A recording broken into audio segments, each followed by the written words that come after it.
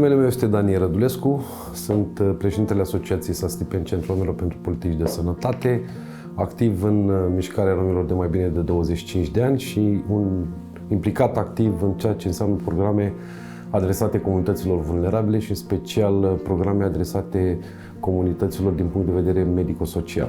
Dacă vorbim despre căsătoriile timpurii, trebuie să ținem cont de mai mulți factori. Trebuie să ținem cont de faptul că în România sunt mai bine de 19 neamuri de romi. O mare parte dintre aceste neamuri de romi sunt romi asimilați, pentru că nu trebuie să uităm faptul că romii pe teritoriul spațiului românesc, de-a lungul istoriei, au fost mai bine de 500 de ani robi, au trecut printr-o serie de momente grele, da, din punct de vedere al istoriei.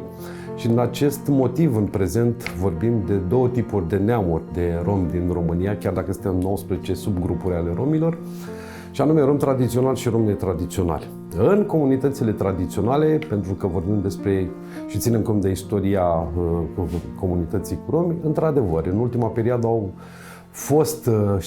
fost de-a lungul timpului o serie de căsătorii timpurii, spunem noi asta, căsătorie timpurie din perspectiva nu a actului sexual, ci mai degrabă a înțelegerii dintre familiile minorilor care și-au unit destinele, spunem așa, în fața comunității.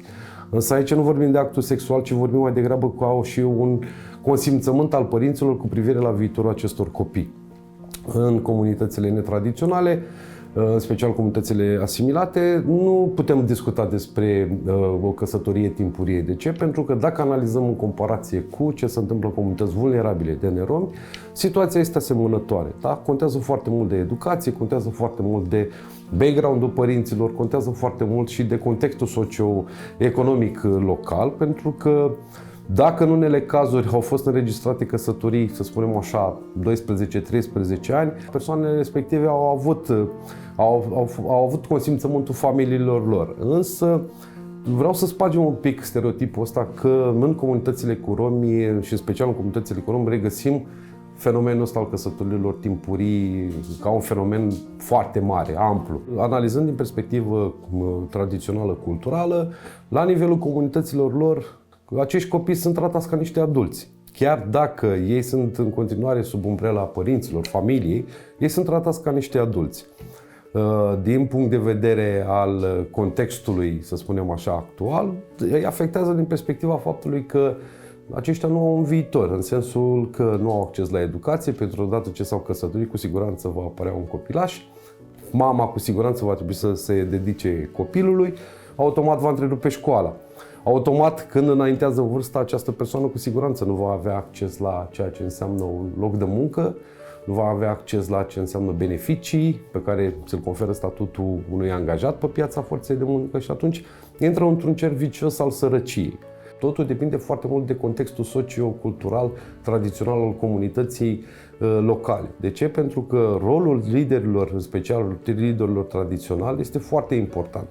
După cum știți, în momentul de față există o propunere legislativă inițiată de domnul deputat Manuale, care în momentul de față este ministrul muncii, în care, pe de o parte, sancționează aceste căsătorii timpurii și nu sancționează copilul în sine, ci mai degrabă familia și comunitatea respectivă, dar în același timp vine și cu o serie de soluții care presupune implicarea serviciilor autorităților locale, în special Serviciul pentru Protecția Copilului și un soi de campanie de informare și educare, astfel încât acest fenomen ușor să dispară.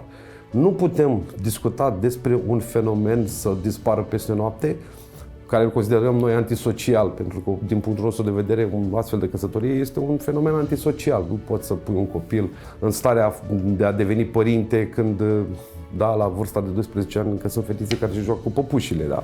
Nu putem să ne batem joc de astfel de situații, însă un proces amplu de informare, educare și conștientizare a părinților, a comunității, a liderilor și cu implicarea, bineînțeles, a liderilor locali, va conduce pe termen lung la eradicarea, să spunem așa, acestui fenomen care afectează comunitățile cu romi și nu numai comunitățile cu romi, că vă spuneam că nu vorbim doar de comunități cu romi. Fenomenul căsătorilor timpurii este un fenomen, nu spunem noi, spune UNICEF-ul, care se găsesc în tot ce înseamnă comunități rurale și în special astea vulnerabile.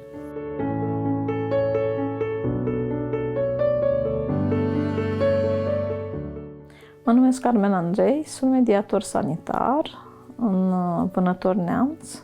Cum afectează căsătoria timpurie viața fetelor? Pe cele mai multe le afectează cât se poate de negativ. Am avut mireasă de 11 ani, mămici la 13 ani. Am fost șocată când am realizat prima dată că e mămică la 13 ani, fata respectivă, cred că era în 2005 asta. Săracă fiind comunitatea, nici înțelegerile lor nu se bazează pe o echitate și pe un avantaj reciproc. De multe ori tinerii nu sunt potriviți. Asta nu înseamnă că nu au fost situații când s-au sudat frumos relația lor de căsătorie, de concubinaj, că cele mai multe așa pornesc, și au un trai liniștit și fericit în normele lor. Ce soluții vezi din interiorul comunității? Educația și deschiderea comunității spre lume, spre alte comunități. Vă spuneam, nivelul lor de trai fiind scăzut, nici altă comunitate nu acceptă să relaționeze cu ei, dar minte să își căsătorească copiii cu ei. Sunt marginalizați și mulți dintre ei se auto-marginalizează. Cum se poate produce schimbarea? În primul rând, prin voința lor.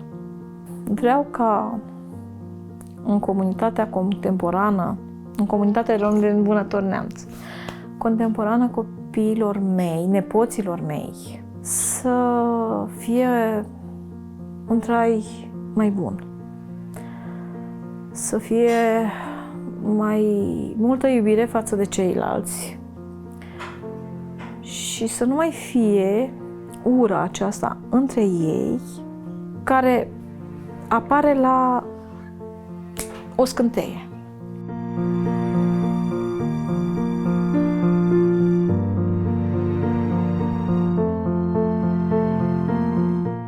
Mă numesc Copăț Mirabela, am 23 de ani, sunt dintr-o familie de romi căldărari. Ești căsătorită? Da, am 2 copii. Câți ani au copiii tăi? Am o fetiță de 5 ani și un băiețel de 3 ani. Cum se vorbea în familia ta despre căsătorie? Ce ai înțeles tu înainte de a te căsători din familie despre căsătorie? Cred că părinții, totuși, pentru că erau dintr-o familie de rom, tradițional căldărari, ei totuși aveau în minte ca fetele să se mărită, dar mama și tata, pentru că au văzut cum e viața fetelor de mici când se căsătoresc și rău. Mama. Și mama era căsătorită de mică și o trecut prin multe. Nu m-am căsătorit de mică, nici pe mine, nici pe sora mea. M-am căsătorit la 17 ani, de bunăvoie. Am terminat 11 clase. Am fost la școală, mama ne-a dat pe toți copiii ei la școală. Crezi că este corect ca fetele să se căsătorească la vârste mici? Nu, nu este corect, pentru că nu pot să mai meargă la școală, se căsătoresc de mic, pot să aibă și copii de mici și e greu, îți cresc copii cu greu, copil cu copil nu se poate. Cum ai putea tu personal să schimbi lucrul ăsta? Cum ai putea tu personal să-ți ajuți o prietenă, o verișoară, Vorbind cu ea să meargă, să-și îndrumă copiii mai mult la școală. Cu ea sau ai începe și cu părinții ei? Cu părinții ei. Cu părinții ei. Așa. Să-și trimită copilul la școală, să termine școala, să treacă de vârsta adolescenței. Ai îndrăznit, Mirabela? Ai îndrăznit? Eu cred că da. Să abordezi așa niște cred că părinți? Da. Eu cred că da. Și apoi ai vorbit cu fata, după ce Da. vorbești cu părinții ei. Cred Da. că...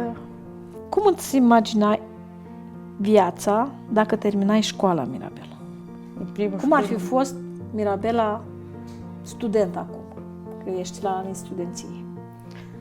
Păi, terminam facultatea, aveam un serviciu, îmi vedeam de serviciu, îmi vedeam viața mai specială, să spun așa. Nu că nu este specială, pentru că am 2 copii și este special. Este specială, este minunată. Doar da. că când ai un serviciu, ai o școală, ai totul pe... Îți poți oferi... Poți oferi orice vrei.